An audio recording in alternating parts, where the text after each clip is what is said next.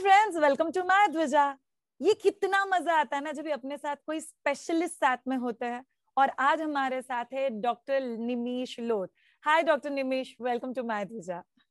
Hi, Shreya. I have my basic graduation in general surgery, and after that, I have done a dedicated breast fellowship, which basically deals with only breast diseases and cancer. So I deal with all sorts of breast problems in men as well as in women, okay and pathology, physiology, and cancer. So okay. basically all breast problems. तो हम लोग कुछ series कर रहे हैं doctor निमिष के साथ। So do ensure that you see it. By the way, हम लोग जो भी बात करेंगे, डॉक्टर निमिष खुद भी जो भी बात करेंगे, कोई भी चीज don't take it as a medical advice. हर चीज के पर्सनलाइज प्रोटोकॉल होते हैं जो डॉक्टर ने चेक करके ट्रीटमेंट करना बहुत इंपॉर्टेंट है। आप लोग इस वीडियो को एज अ अवेयरनेस वीडियो ले सकते हो, कुछ बातें समझने के लिए और कुछ चीजों के लिए कुछ स्टेप्स लेने के लिए। Okay, so let's get started. Doctor Nimish, मेरा फर्स्ट क्वेश्चन आपके लिए है, ये ब्रेस्ट एग्जैक्टली होता क्या है और उसका रोल क्या होता है कि ह्यूमन बॉडी में? Shreya, breast has basically two roles, मतलब उसके दो रोल्स रहते हैं। एक तो सबसे इम्पोर्टेंट है न्यूट्रिशन प्रोवाइड करना, मतलब बच्चों के लिए सबसे पहला पॉइंट ऑफ कांटेक्ट ब्रेस्ट रहता है। The first thing that a baby encounters, जब बच्चा पैदा होता है, the first thing that it comes in contact with is the mother's breast. So it is the most divine part for a baby. That is the one thing. And function wise अगर आप पूछेंगे तो breast milk production is the basic function of a breast. इसके अलावा it adds to the beauty of a woman, the overall beauty of a woman. And it is not the only aspect, but yes, it is an important aspect. One of So the these are the only two functions that are really of importance. Breast exactly होता क्या है doctor निमिष? ये fat से बना हुआ चीज है, ये मस्क्यूलर है? वो एक मॉडिफाइड स्वेट ग्लैंड होता है, मतलब हमारे हाथों पे जैसे स्वेट, पसीना निकलने वाले जो ग्लैंड्स रहते हैं, वैसे ही एक ब्रेस्ट ये मॉडिफाइड स्वेट ग्लैंड रहता है, जिसका स्पेसिफिक फंक्शन रहता है मिल्क प्रोडक्शन। एंड ये एक हार्मोनल प्ले रहता है, मतलब ओके हमारे शरीर में एक हॉर्मोन्स का साइकिल होता है, और उसके हिसाब से और उसके रिस्पॉन्स में ब्रेस्ट पूरी जिंदगी में, मतलब बचपन से लेके यंग एज से लेके बुढ़ापे तक ब्रेस्ट का स्वरूप चेंज होता रहता है। मतलब आप देखेंगे कि जब किसी लेडी के पीरियड्स पहले चालू होते हैं, so the first thing before period चालू होने के पहले ब्रेस्ट डेवलपमेंट होता है, उसको हम लोग थिलार्ज बोलते हैं। So breast begin to develop, and ये पहला साइन है कि the girl is now entering into puberty, मतलब she is growing up. And throughout life, पूरे जिंदगी में आप देखेंगे तो ब्रेस्ट का स्वरूप, मतलब जो फॉर्म रहता है, स्ट्रक्चर रहता है, वो चेंज होता रहता है। एंड शेप, साइज, टोन, सब शेप, कुछ। साइज, फॉर्मनेस, जैसे जैसे एज यू ग्रो ओल्ड, जो फॉर्मनेस रहता है वो कम हो जाता है, और उसमें फैट डिपोजिशन बढ़ जाता है। So then breast become a little sagging, ptosis yes, होता है, and all these are age related problems. Super. Next thing, in fact जब भी डॉक्टर निमिष बोल रहे कि ये इतना नॉर्मल है कि इसको लेके कंसर्न करने की बात नहीं, ये नॉर्मल है जो आपके एज के साथ चेंज होते जाएगा। अब आते हैं हम लोग सेकेंड क्वेश्चन पे doctor Nimish. As a layman, ऐसी कोई औरत है जिसको एज सच ब्रेस्ट रिलेटेड कोई कंसर्न नहीं है, तो उनको खुद के ब्रेस्ट का क्या कोई ख्याल रखना चाहिए? और अगर वो रखना चाहिए तो क्या रखना चाहिए? सबसे इम्पोर्टेंट है खुद को पहचानना, मतलब नो योरसेल्फ। तो नॉर्मल क्या है ये पता होना बहुत जरूरी है, उसी से हमको पता चलता है कि नॉर्मल क्या नहीं है। तो ओके पहले एज यू ग्रो, मतलब आप जब यंग एज में होते हो, तो द फर्स्ट थिंग दैट जो आपको सीखना चाहिए है ब्रेस्ट सेल्फ एग्जामिनेशन, मतलब अपने आप को कैसे एग्जामिन करेंगे, ये आपको देखना चाहिए। There are lots of Google videos, आप गूगल करेंगे breast self examination, you will come to know. Ideally मैं हर एक पेशेंट को, या हर एक इंसान को जो whom I come in contact with, उनको मैं एडवाइस करता हूँ कि वंस अ मंथ, पीरियड्स होने के 10-15 दिन के बाद, यू शुड एग्जामिन योरसेल्फ, खुद को तपास के देखना चाहिए, ये देखने के लिए कि आपको कुछ गांठ वगैरह फील होती है कि नहीं। So the first step is खुद को देखना। तो in front of a mirror आपने आपको इंस्पेक्ट करना है। देखने के उंगलियों लिए से?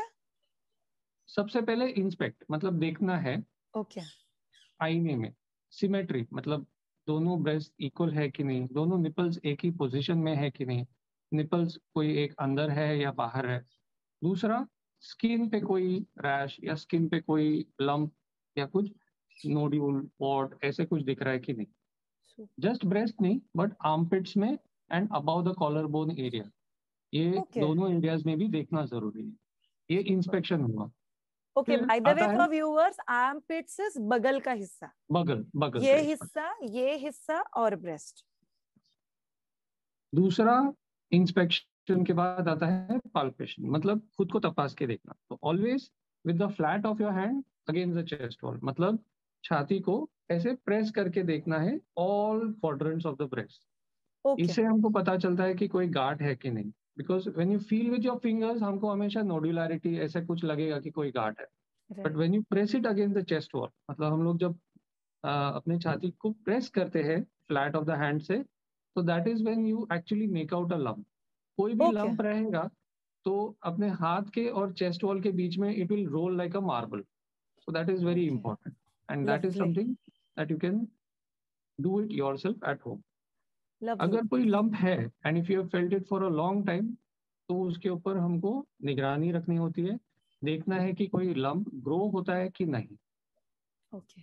अगर मतलब मैं कोई एक ब्रेस्ट कैम्प करूं और इफ आई एग्जामिन से 100-150 लोगों को एग्जामिन करूंगा, तो I will find breast lumps in around 30 to 40% of them, 30 से 40% में।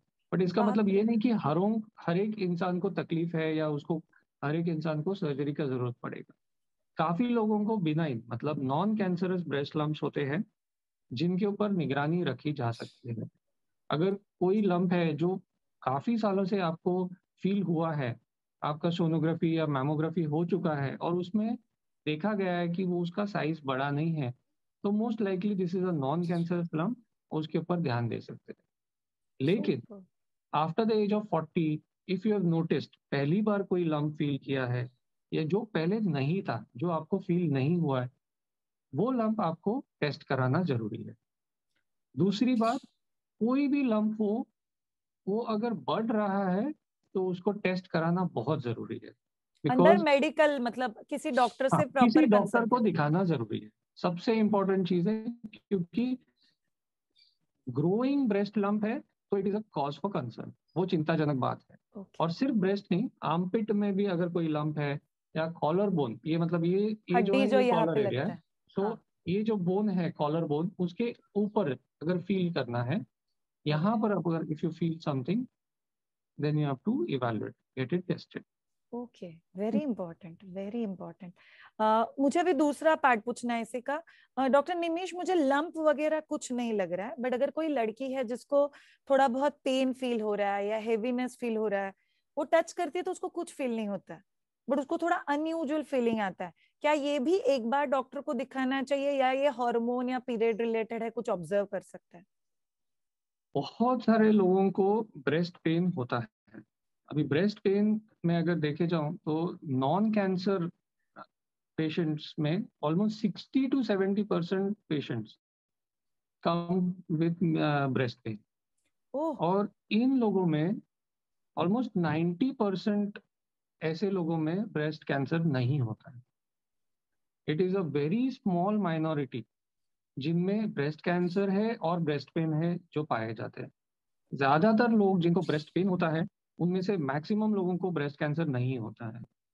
अभी ब्रेस्ट पेन ये एक बहुत ही वेग सिम्टम है और काफी लोगों को होता है।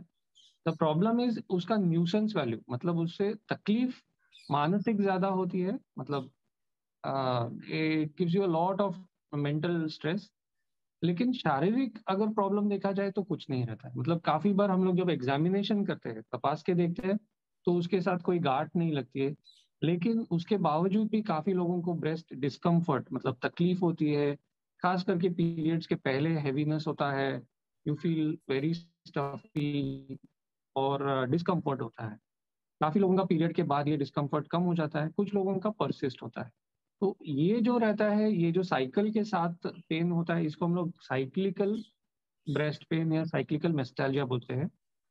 कुछ लोगों का साइकिल मतलब मेंस्ट्रुअल साइकिल से कोई लेना देना नहीं होता है, तो उनको हम लोग नॉन साइक्लिकल मेस्टाल्जिया कहते हैं।